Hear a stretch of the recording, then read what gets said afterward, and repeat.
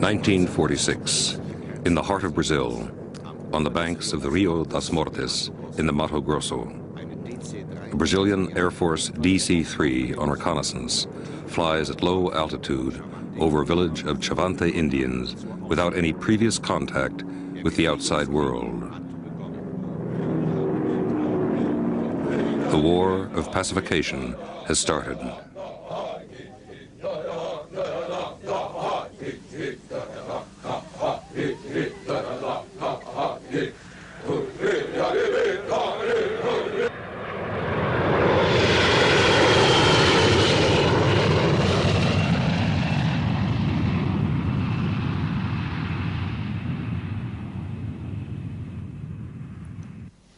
July 28, 1984, Geneva Airport, Switzerland. Mario Juruna, a Chavante Indian and a member of the Brazilian National Congress, arrives in Geneva for the first time to take part in the UN Working Group on Indigenous Populations. With Alvaro Tukano of the Union of Indigenous Nations, he is going to speak on behalf of the 220,000 Brazilian Indians.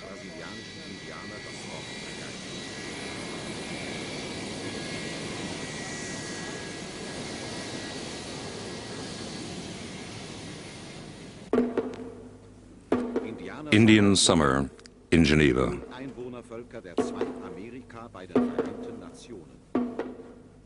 Indigenous Peoples of the Americas at the United Nations.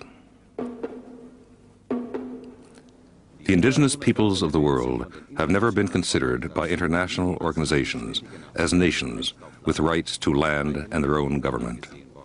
First and foremost, human rights are considered as those of individuals, not of peoples. As early as 1923, Chief Deskahe of the Iroquois tried in vain to have the sovereignty of the Six Nations Iroquois Confederacy accepted by the League of Nations in Geneva. He based his request on the recognition of the Iroquois Confederacy by the Netherlands, England, France, the United States, and Canada, through treaties to which these countries were party. Supported by sectors of public opinion in Geneva and Europe, as well as by several member states of the League of Nations, Deskahe's mission provoked a stiff response from Canada, which was a member of the League, although still a British Dominion.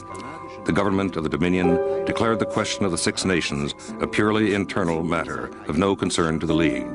Furthermore, it questioned the ability of Deskahe to represent his people and decided to speed up the process of assimilating the indigenous peoples of Canada.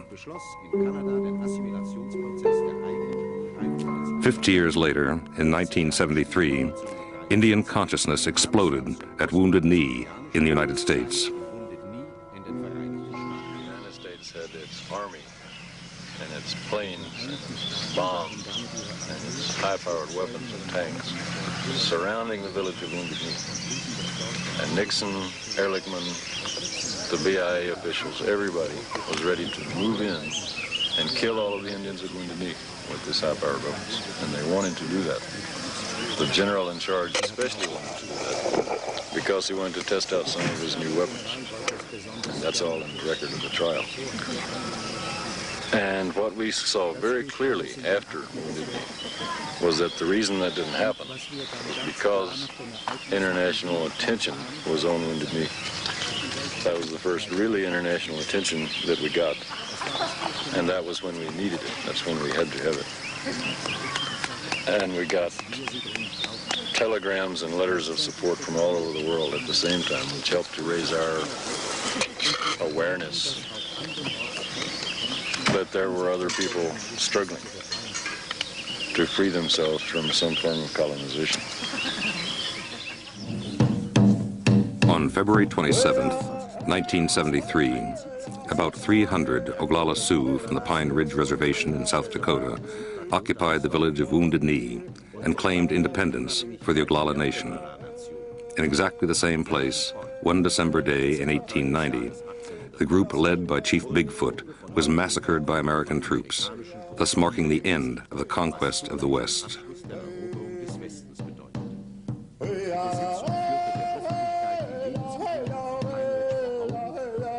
The occupation showed the world what living conditions were like in Pine Ridge.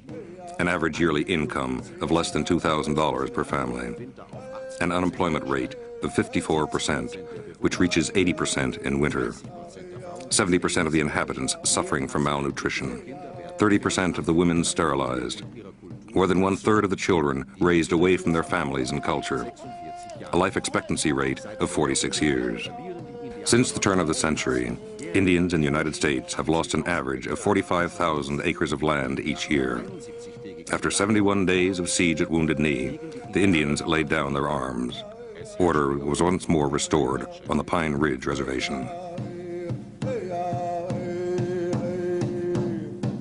What we realized from that during Wounded Knee was that we had to go about international work much more strategically. We had to organize, we had to find the ways that, the most stupid bureaucratic ways that is acceptable to the United Nations, to the body of nations, to make an entry into international affairs. The only thing that was new to us was making that bureaucratic effort, making the organizational effort, to spend years finding out how to be effective in international affairs. We didn't see ourselves ever as out of international affairs. We are nations of people who should be as much a part of the world as any other nations of people, but it's not seen that way because the United States has guns. We don't have guns. That's the only reason it's not seen that way.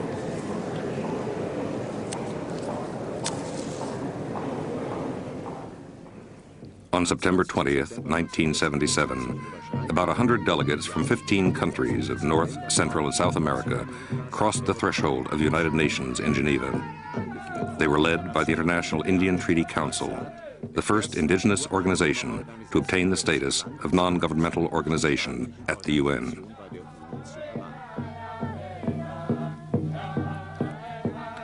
The delegates, representing nearly 20 million Indians, brought out very clearly during the conference the 4 issues of greatest importance to them all: those of nationhood, land rights, genocide, and self-determination. The words of prophecy addressed by Chief Seattle in 1854 to the President of the United States were recalled by Russell Means of the Oglala Sioux. Tribe follows tribe, and nation follows nation. It's like the waves of the sea.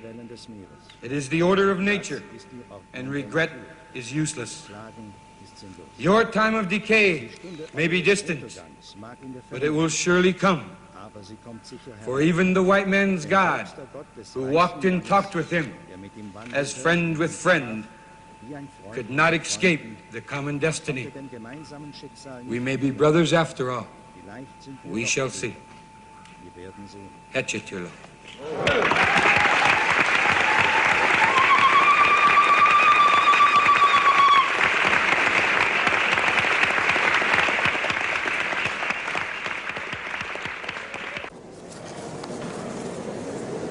It symbolized, I guess, 2 things. In a way, it was the culmination of the work of so many people, the work of Diskahe, the work of the people in Oregon who had gone to the United Nations back in the 40s and 50s, the culmination of the efforts of Frank Foolscrow of the Lakota Nation. And it was something good for me because it meant that we had actually done something. So I felt personally that we had made some effective change. But it also meant a real beginning for us. Instead of just the end of a long struggle, it meant finally the gates are open in some way. Finally we can get in, we can get back into the world, we can talk freely, we can say what our problems are, we can get solidarity from peoples all over the world.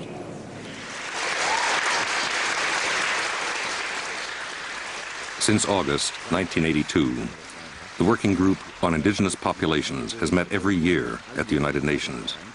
This group was set up by the Subcommission on Prevention of Discrimination and Protection of Minorities which formulates recommendations to the Commission on Human Rights. Indigenous delegates come to the working group in order to describe, in the presence of their government's representatives, the violations of fundamental freedoms that their people are suffering. They also contribute to discussion on the formulation of standards aimed at guaranteeing the rights of the 200 million indigenous people throughout the world.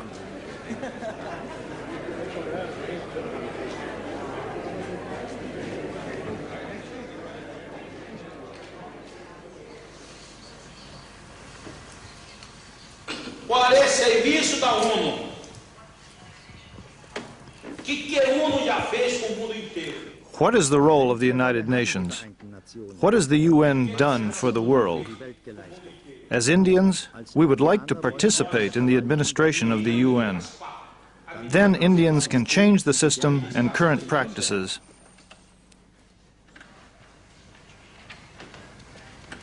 E próprio eu ia para o seu sistema, seu costume. Sou branco que leva. The white man has only brought trouble to the Indian. Vice, alcohol, and wickedness. Never happiness. Only misery for the whole nation, the whole country. E não leva nada felicidade. Só leva tristeza para toda a nação, o país. O branco não presta muito, não, viu, companheiro? The white man is not worth much, my friends, because he is a killer. The white man enjoys killing others. He is heartless, without conscience, without morals. Sem coração, sem consciência, sem moral.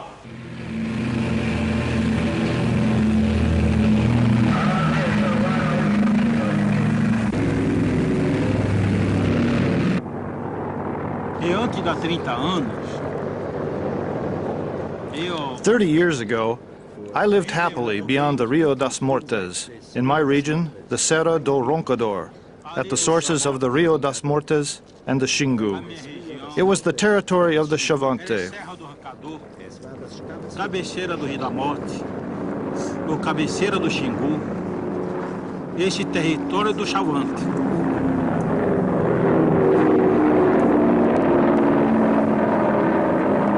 Aquele tempo, eu não encontro nada nenhum branco. At that time, I had never seen a white man, nor a plane, nor a road. I had never seen them because the land was sacred and respected. Nunca tenho visto, porque o território era muito sagrado, era muito semi-respeitado. Although in Brazil, the Indian is still legally a minor under state guardianship, Mario Juruna entered the National Congress in 1982. Elected by the inhabitants of the slum area in the south of Rio de Janeiro, he's the first Indian from his country to sit in Parliament. I will fight for the worker's right to a salary, for the Indian's right to his land, he said. Returning to the land of the Chavante, to Namuncura in the state of Mato Grosso, Mario Juruna is welcomed as a cacique by his people.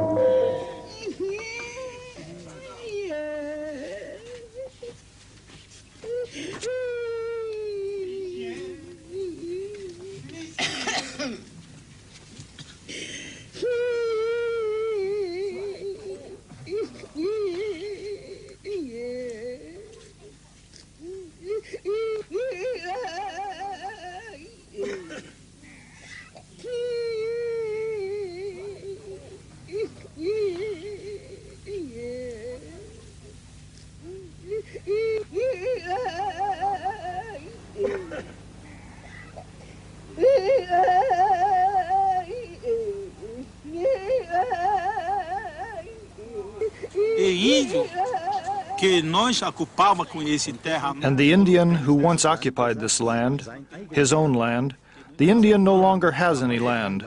Today we occupy a very small territory, only just enough to survive. But the Indian will no longer live as a chavante, as a member of a tribe, or as a chief. He will be mixed up like mud, or sand, or cement, or stones. And thus we will go on till doomsday. A fim do mundo.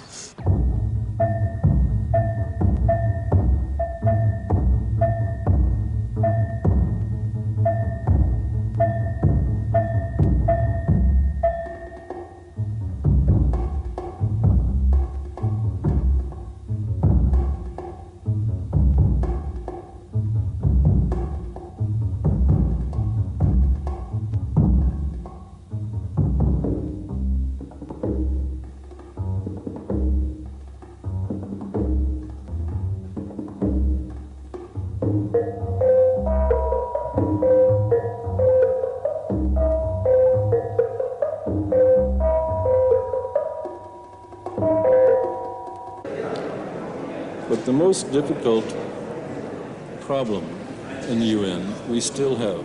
It has never stopped to this day.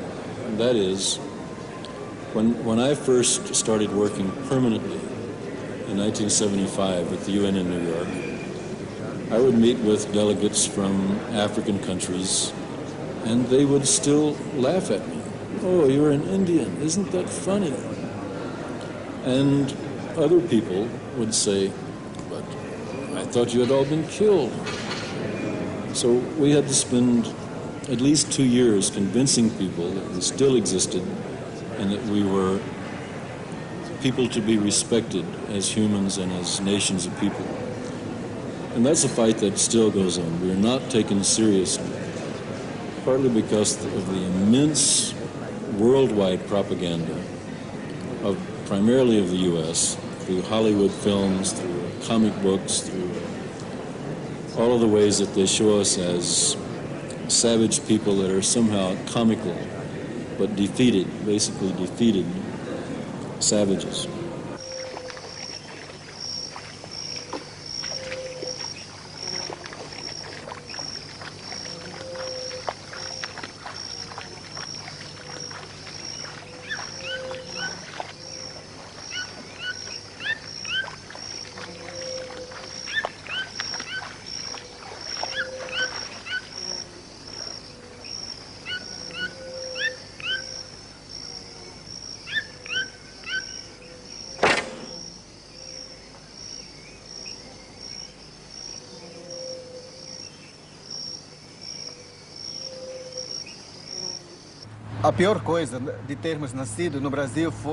The worst thing of all is to be born an Indian in Brazil.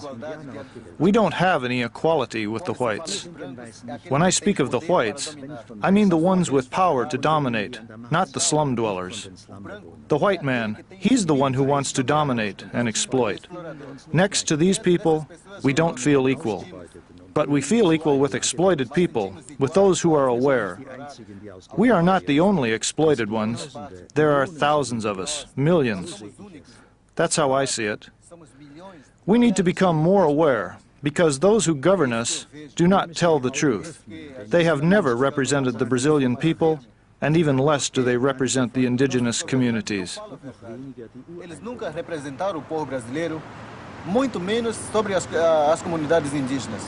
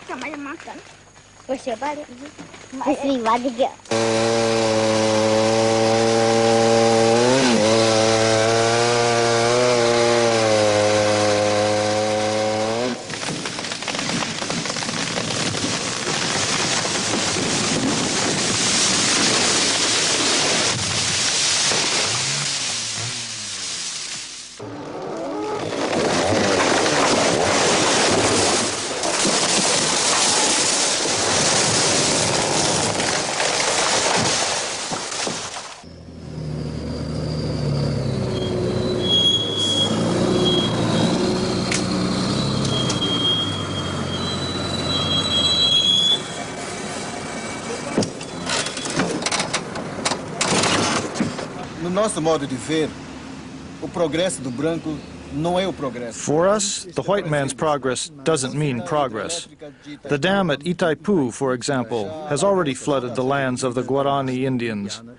This destruction, this progress, has harmed not only the indigenous population, but also the peasants.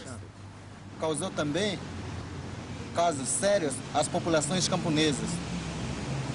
A outra usina hidrelétrica, que é Tucuruí, The other dam, Tucuruí, represents a big danger because 100,000 families are threatened with death from the poison dropped by planes exploiting the forest. The water of the planned lake will be contaminated, putting all the population of Belém at risk. More than 25,000 monkeys will die, and more than 7.5 million acres of land will be flooded. This kind of progress is a complete tragedy for us. mais de 3 milhões de hectares vai ser inundado. Então esse tipo de progresso para nós é totalmente triste. Agora o que eu posso esperar aqui da What I hope for from Europe and from Europeans is that at least a few of them will make a huge effort to make their children and their countrymen more aware, to enable the Indians of Brazil to continue their resistance, and that this resistance will be seen as a good example for Europeans. This is what we would like white people to understand. Essa coisa que nós gostaríamos que os brancos entendessem.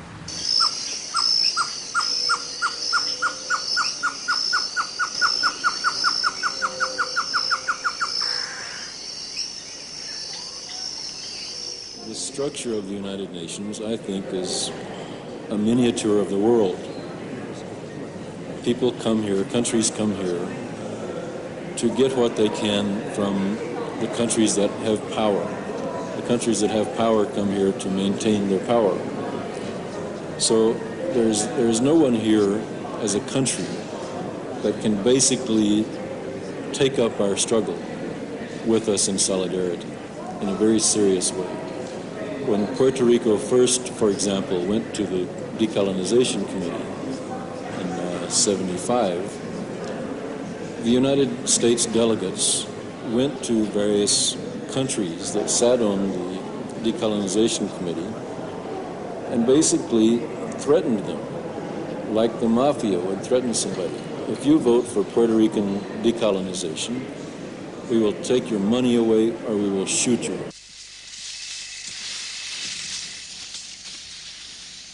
With the guerrillas in the mountains of Guatemala.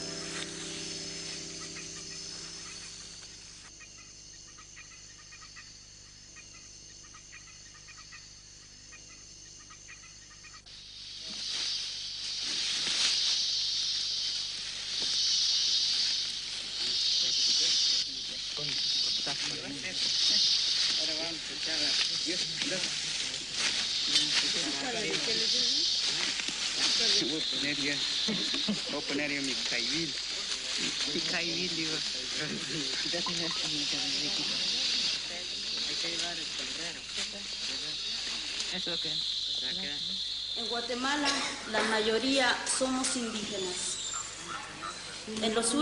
In Guatemala, indigenous people are in the majority. In the course of the last 4 years, we have seen many terrible things on our territory. Perhaps Madam Chairman is going to tell me that the subject of this meeting is the issue of land.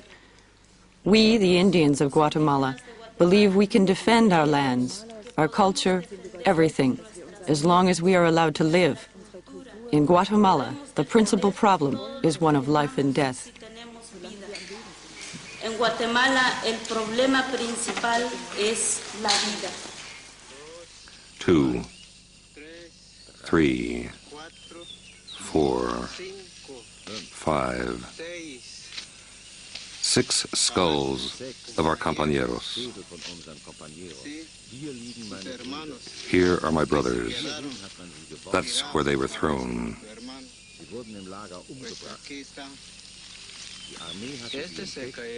They were killed at the encampment.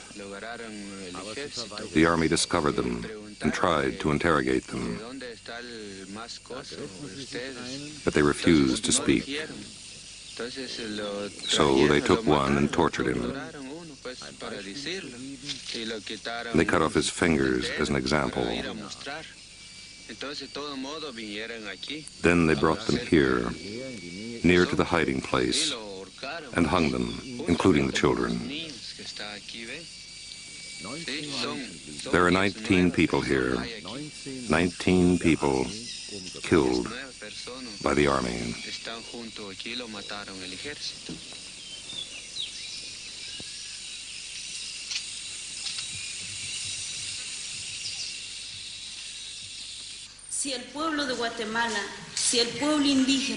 If the people of Guatemala, if the Indian people have got to leave their land, seek refuge, hide in different parts of the country, it is because life is impossible in their territory. As many indigenous brothers have explained in this room, as they have said, life for us is the land, life for us is nature. Because we owe everything to her, we live through her. Therefore, if our people have abandoned all this, it is simply because we can no longer live on our territory. Sin embargo, si nuestros pueblos han abandonado esto, es precisamente porque ya no se puede existir en esas tierras. We travel at night because our lives are in danger. We are being chased by soldiers. They kill us and destroy our corn.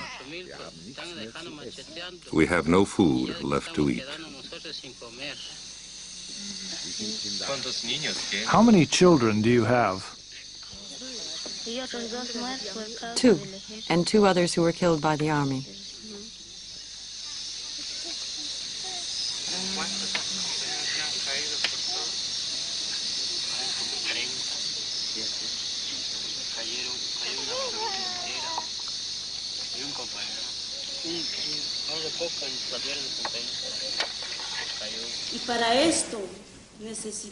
Because of this, we need to make our case known, to have it studied and become the subject of inquiries.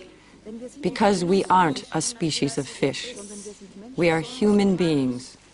We have a culture and an existence that we mustn't lose. This is how it is. We can't be silent about the situation here or elsewhere. It is our duty to speak of it. Ni aquí ni en otras partes, porque es nuestra obligación. The military has created, in the regions most affected by repression, centers of development. The aim is, according to the government, to rehabilitate the population and incorporate it in a national program of production. In fact, it is a policy to control the survivors, based on the creation of strategically placed hamlets and a peasant militia, the Civil Guard.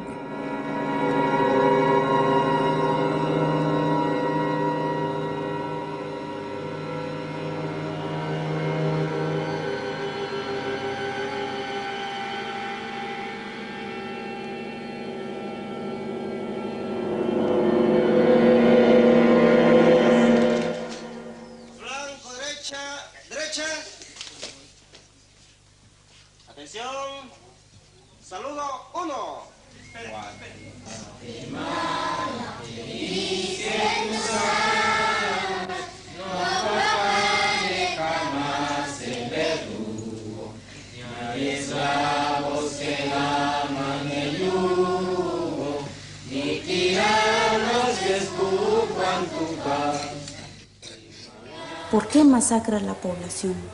Por un lado, masacra porque... Why do they massacre the people? On one hand, they massacre them because they have an interest in not allowing the people to open their eyes, become organized and united, to combine their forces. And one of the reasons for the massacres is to crush and stifle popular movements. This is what the government calls action against guerrillas. against subversion. And I can tell you that the government claims shamelessly to be taking action against guerrillas. All the same, it knows full well that to speak of subversion in Guatemala is to speak of the humble peasants who try to obtain justice through being organized. To speak of subversion is to speak of the mother whose son is dead, of the child who has lost his parents and is an orphan in an all-out war. Therefore, it is only natural that they should take a stand and find an organization to defend them. Tiene que fijar una posición, tiene que buscar una organización que la defiende.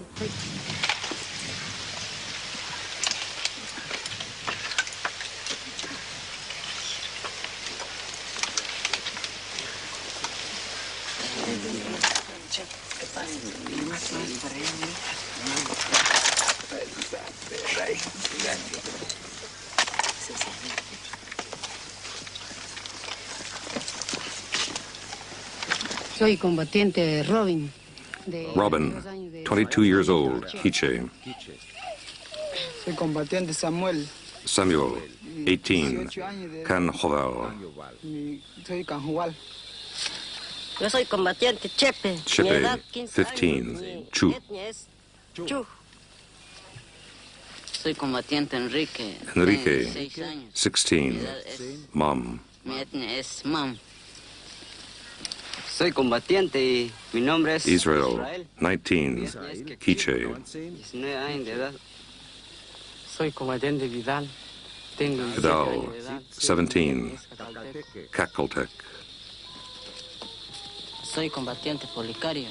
Policario, 17, Cachiquel.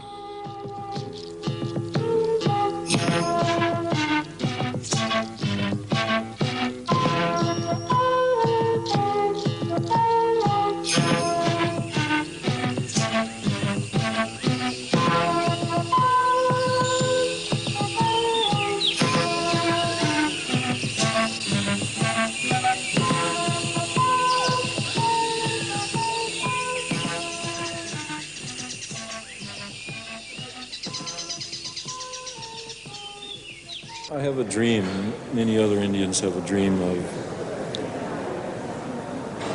of making our sovereignty as Indian nations, primarily with each other, as we started out before we were colonized, of making a real organization of Indian nations, like the Organization of African States, that would work together economically.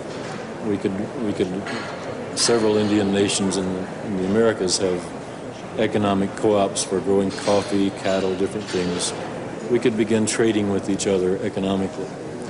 We could begin trading with each other culturally. What people are now learning in Nicaragua could be very useful to us in Bolivia or in the United States.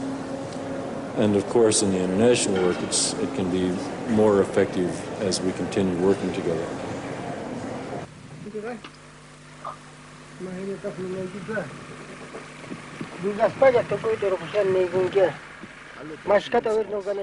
Everybody exploits us, including you who are filming me. And with this film, you're going to make money, and me, I won't have a cent. You're using me like everybody else. In other countries, people will pay to see the film. You must give me 50,000. If you show it in other countries, you will earn much more than that, while I will have nothing. Will you give me some money? Because I am also taking part in your film. Because of you, I am late for my work with my animals, and my dog has run away from fright. I don't receive any help from anyone. They've forgotten my people, and that includes the government, who could at least give us a pump for water. And me, I am suffering here, sad and in distress. How many Quechua Aymara there are in Bolivia? In Bolivia, more than 85% of the population. I prefer to speak of the Andes because Bolivia is ephemeral. So in the Andes, we are 22 million Quechua, from southern Colombia through Ecuador, Peru, Bolivia, to northern Argentina and Chile. and I estimate that there are approximately 5 million Aymara. In several of these countries, you are the majority. In Ecuador, Peru, and Bolivia, we are in the majority. So what does it mean in these countries, the word decolonization for the Indians? For us, breaking with colonialism can only mean having an Indian government for the Indian people.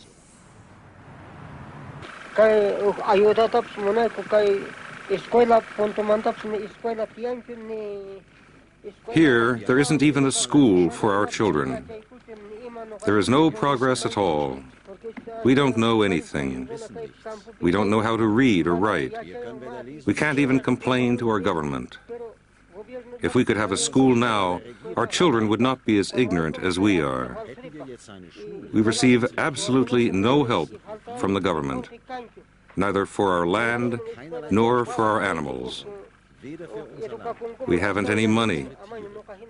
Our land is poor, and we have nothing to sell at the market. I am helpless against the drought. Without pastures, my animals will die. There's no water.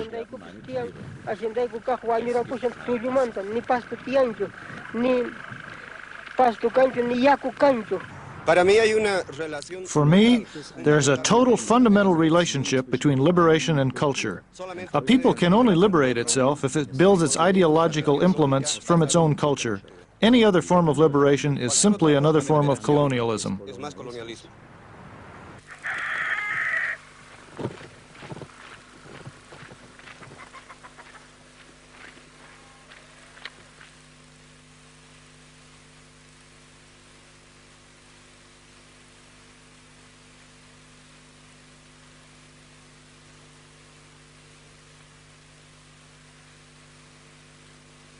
La civilización india, el Tawantinsuyo. The Indian civilization, the Tawantinsuyo, is a reflection of the cosmic harmony on a human scale. We are a communal people. A plant shows us how to undertake politics because the cells of a plant are organized to fulfill different functions. They don't fight among themselves. Our body is a perfect political organization. Why? Because it is communal. Es una perfecta organización política. ¿Por qué? Porque es comunal.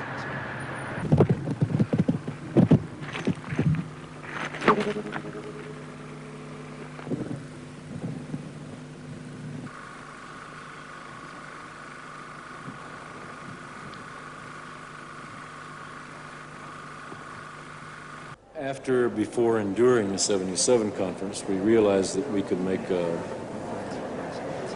more formal relationship with other indigenous peoples that would be mutually beneficial and that could be systematic, that could go on no matter of who got killed in what country and on which day. And that has worked very well. We've been able to do some very effective work on behalf of the Mapuche Indians in Chile, for example. We've done some reasonably effective work on Indians in Brazil. Our delegate here in Geneva is a Mapuche Indian who started working with us a few years ago. And we're able to have a kind of mutual protection, and that also forces the UN to look at us a little more seriously, to look at the problem, especially in the Americas, in Hawaii, Australia, Oceania, more seriously. There's an island by the sea, beautiful sand island. During the 70s, over 100 homeless native Hawaiian families took refuge on this island in the middle of the port of Honolulu, which had served as a public garbage dump. They cleaned it up and resumed their traditional way of life closely linked to the ocean.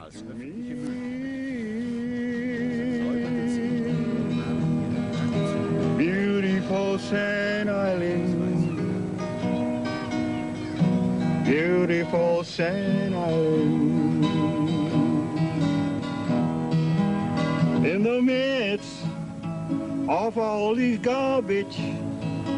Mother Nature made my home by the shores of Staten Island. If human rights are to mean anything other than rhetoric, and if they are to be applied to anyone other than those already enjoying them, they must first be experienced by indigenous people who are the prior inhabitants of the continents and islands of this world. Most basic among these rights are those of self-determination. That is, rights to live on and control our lands and to pass on our culture to future generations. As peoples rather than populations, we also have international rights as nations to take our place among the society of nations. Beautiful Sand Island. In the beginning of the 80s, 180 acres of the island were reclaimed by the state of Hawaii for industrial and recreational development. This meant the eviction, without any compensation, of the entire community.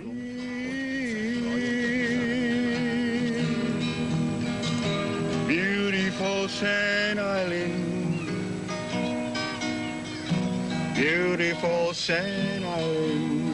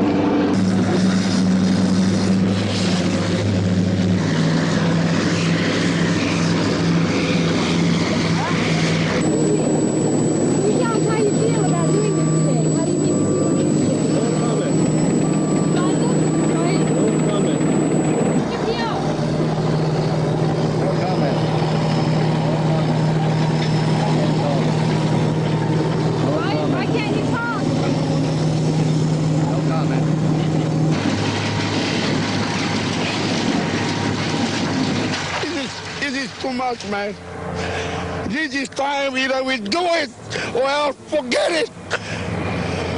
Forget about our Hawaiians. What you guys, these guys try to do what with us? We're not Indians. We're Hawaiian people, natives. This is our life.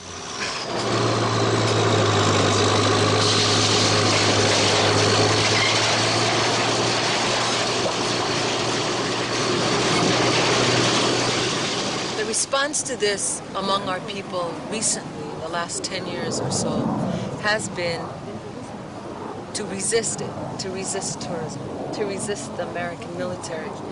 And the two forms of resistance are to occupy the land, which we have done regarding the American military's bombing of one of our islands, one of our sacred islands. And the other one is to do political organizing in the communities. And an extension of political organizing is to do networking throughout the Pacific. So our first international outreach is in the South Pacific to the Tahitians and their independence movement, because they want to be independent from France, to the Kanaks in New Caledonia because they want to be independent of France, to the Australian Aborigines, to the Micronesians who are negotiating with the United States to be independent. Our second international networking is here, is to come to someplace like Geneva or to go to the United States, to the mainland and link up with American Indians, because although we are culturally different, we're still indigenous people and we have the same colonizing power, which is America. June 3rd, 1985, on the beach of Waimanalo. You feed, Charlie, you feed any place. One touch, good, yeah, that's all. That they may understand, that they may become more patient and humble, that they may love the people who stand on their rights. Be with our people, O Lord, wherever they are in Hawaii or elsewhere, that somehow in their hearts they may know that they are Hawaiians and be proud that they are Hawaiians. So be with us, O Lord, as we stand firm on this aina. Makainoa kamakua, kikeiki, ameka uhani hemolele. The community decided to resist eviction from their ancestral homelands, now a public beach area.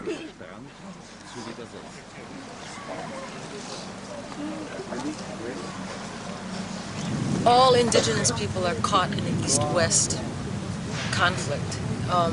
The Soviet Union and Eastern Europe say that they're more sympathetic, but they have indigenous people too. They mistreat other indigenous people. The West gives humanitarian aid, so-called, but they prevent all kinds of tribal, collective living arrangements by taking the land, by using the land. So both, we understand as indigenous people that we are caught in this struggle. The spirit is on that check. Your families will be cursed.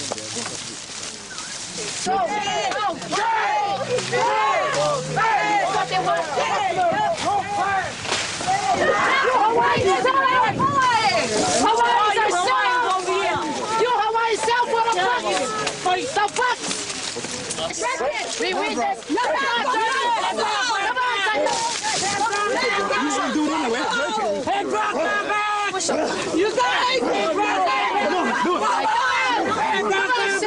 Look at it, come on, sell out! We don't have a house! You don't get out! We like us go California yard!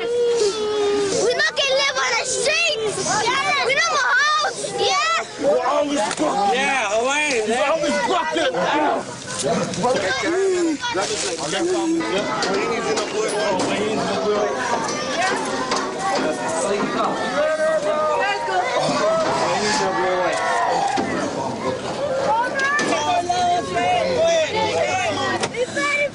We Hawaiians! This is our land! This is our way of life! Aloha, sister! Therefore, the rest of the world can benefit from what indigenous people do and say, and from our own culture. The rest of the world doesn't understand that, and we know that. They're used to consuming their environment, wasting their environment, polluting their environment. But all indigenous people that I've talked to here understand what Hawaiians call aloha aina, which means the love of the land. That's our cultural relationship to the land. It expresses our philosophical and economic relationship to the land. All indigenous people that I've met have that relationship. And so we have something to teach the rest of the world, which is that you can live in harmony with your relations, whether they are animals or plants or the waters of the world. And so we have something to give to the rest of the world. It's not just that we come here to complain. We come here to say to the rest of the world, what you are doing is insane. You will all blow yourselves up. You will end the beautiful cultures that the world has to offer. And we have an alternative way of living.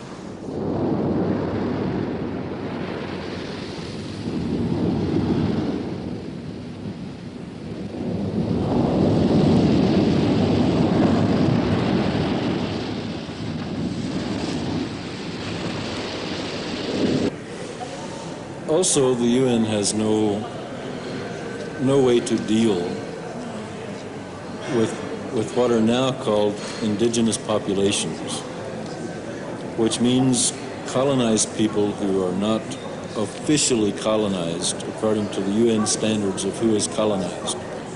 I would rather say colonized people than indigenous people. I think it's a nonsense phrase.